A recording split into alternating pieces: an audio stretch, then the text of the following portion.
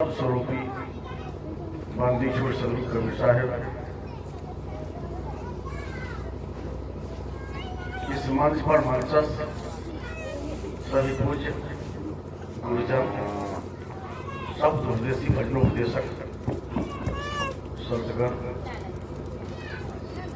भक्ति स्वरूपा देवी स्वरूपा माता बहनों, इस पावन धरती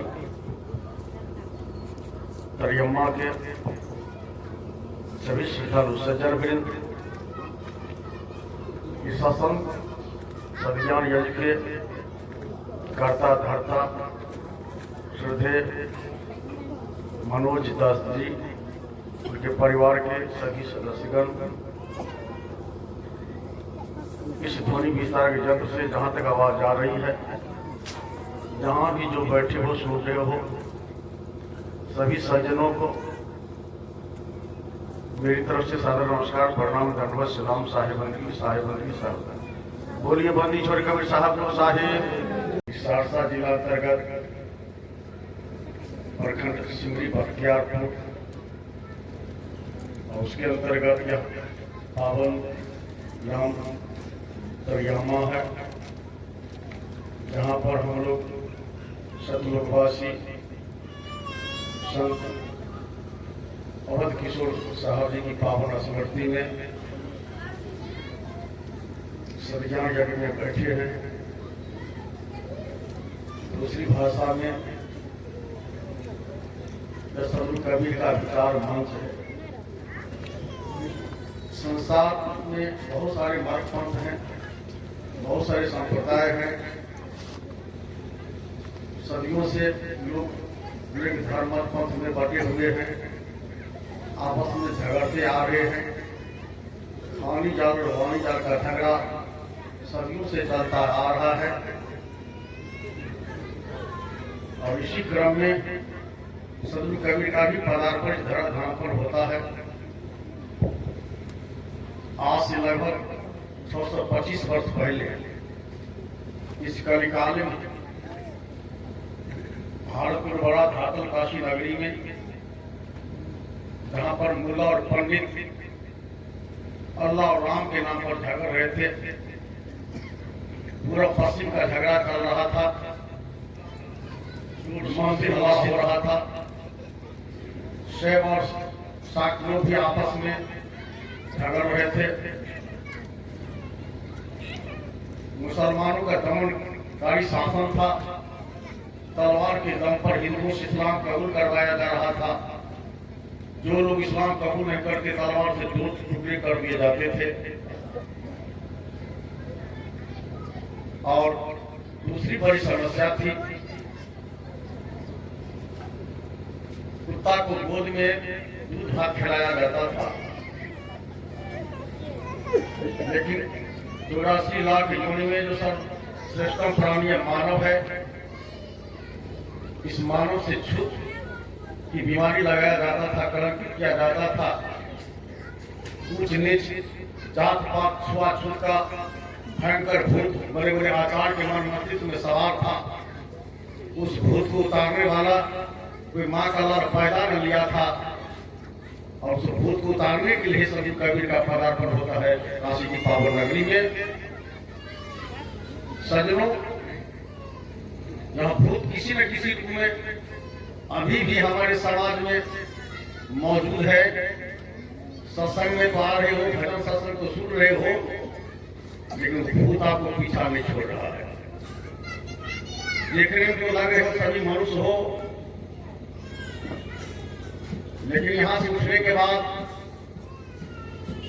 कोई पासवान कहलाओगे, कोई साहूजी कहलाओगे, कोई जादव कहलाओगे, कोई चौपाल कहलाओगे, कोई खतवे कहलाओगे, ध्यान मिशन, तरह तरह के उपजाति टाइटल विशेष में आप अपने को जो रखा है। इससे संतुष्टि नहीं होती है तो जानवर का भी टाइटल लगा रखा है, मनुष्य फला सिंह, और वो सिंह का भी टाइटल मनुष्य, मैंने इसको मनुष्य होने में संतुष्टि नहीं है तो सिंह का भी टाइटल लगा लिया, हाथी का भी टाइटल लगा लिया। ये संतुष्टि नहीं मिली जहां मनुष्य है। इसीलिए एक से एक बढ़कर चढ़कर बड़ी बड़ी समस्या समाज के बीच में है। उस समय मानव टुकड़े टुकड़े बटे हुए थे, मानवता करा रही थी। एक सच्चे सदगुरु की आवश्यकता थी, पथ प्रदर्शक की, रास्ता बताने वाले की। और ठीक समय में सदगुरु कबीर आते हैं हम मानव के बीच में, और सबसे पहले पहुंचते हैं कहाँ, जहां मुसलमान अल्लाह के रहमान के दीवाने बने हुए हैं, और हिंदू भी राम के दीवाने बने हुए हैं। दोनों के बीच में जाकर सदगुरु कबीर पहले संबोधन करते हैं, साहेब बंदगी। अचंभित हुआ समाज का, जहां तहां इधर मुसलमान बैठे थे, मुलार पंडित बैठे थे, अपने अपने घर दरवाजे को छोड़कर दौड़ा। भाई ये कौन सी आवाज आ रही है, कहां से आ रही है? एक साथ में साहेब वजी कर दिया। साहेब फांसी लफ्ज है। मुसलमानों को हमारे बिरादर आ गए हैं, इसलिए मुल्ला भी दोहरा, मुसलमान भी दोहरा, और बंदगी संस्कृत का सूत्रम रूप है। तो पंडित ब्राह्मण हिंदुओं को हुआ, सच हमारे भी जाति के लोग आ गए हैं, दोनों आ गए। दोनों सामने आया तो देखा मात्र एक व्यक्ति खड़ा है। पूछा, आप ही साहब पंडित? बोले कहा। मुल्ला और पंडित दोनों बारी बारी से पूछते हैं, आप हिंदू हो? सिर हिला के करना।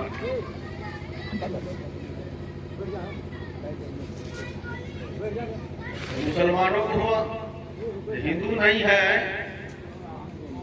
तो मुसलमान तो होगा, जब तुर्क हो तो मुस्लिम हो।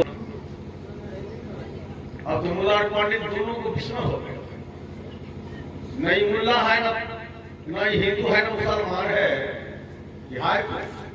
उस समय में समाज में मुख्य दो शाखा के लोग थे, हिंदू और मुसलमान, दो संप्रदाय के लोग थे। तो सदगुरु कबीर ने कहा, हिंदू कहो तो है नहीं, मुसलमान भी ना, पांच तत्व के भीतर भी खेले मां। हम वासी वही देश की, जहाँ जाति वर्ण कुल नाय, शब्द मिलावा हो तुम्हें देह मिलावा नाय। मुल्ला और पंडित, ना तो मैं हिंदू हूं ना मुसलमान हूं, मैं उस देश से आया हूं जहां पर ये हार चाम का शरीर नहीं है। मैं उस देश से आया हूं जहां पर ये चांद सूर्य का प्रकाश नहीं है। मैं उस देश से आया हूं जहां पर ये 24 अवतार 56 कोट 33 कोट देवी देवता नहीं है। मैं उस देश से आया हूं जहां पर कभी अनहरिया नहीं होता है, सब जोड़िया ही जोड़िया, पूर्णिमा ही पूर्णिमा, अमावस्या कभी नहीं होती। मैं उस देश से आया हूं। मैं उस देश से आया हूं जहां पर जन्म और मृत्यु का खेल होता है। अचंभित उस देश में संतोषो देश हमारा, जहां जाए फिर जीवन और भवसागर के पार, जहां जाने के बाद पुनः से जीव को इस भवसागर में नहीं आना पड़ता है। चांद सूर्य नहीं प्रकाश नहीं नवमंडल तारा, उदय न आस दिवस नहीं रजनी, बिना ज्योति उजियारा संतो सो निदेश हमारा। उद्देश्य और आने का कारण है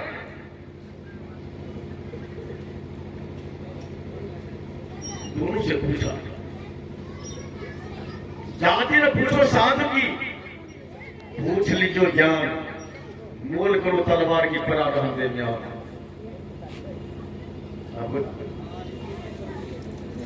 ज्ञान से काम है। मेरी जात पूछकर क्या करोगे? साधु की कोई जात नहीं होती है, लेकिन यहाँ पर तो जात पात में लोग फंसे हुए थे, अभी भी फंसे। इसलिए अभी जहां पर आप लोग बैठे हो, एक आध्यात्मिक अदालत है जहां पर जजमेंट होता है, फैसला पंचायत करती है। दोनों पक्ष के लोग हैं,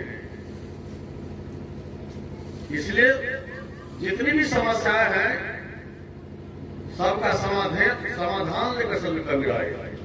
मोला और पंडित आपसे कहा समस्या है कहाँ, समाधान कराना चाहते हो कहाँ? तो कबीर कहा मैं समस्या का समाधान लेकर दवा लेकर आयो। उस जड़ी का नाम, दवा का नाम विचार है। करो विचार याते सब दुख जाए। आशा कहने वाला कोई महापुरुष धराधाम पर नहीं आया था। सभी समस्याओं का, सारे दुखों का निदान कर देंगे मात्र या दवा लेकर से कोई कबीर आएगा। करो विचार याते सब दुख जाए। और हर झूठा केर सका है, उसमें सार्थ है, संयम है।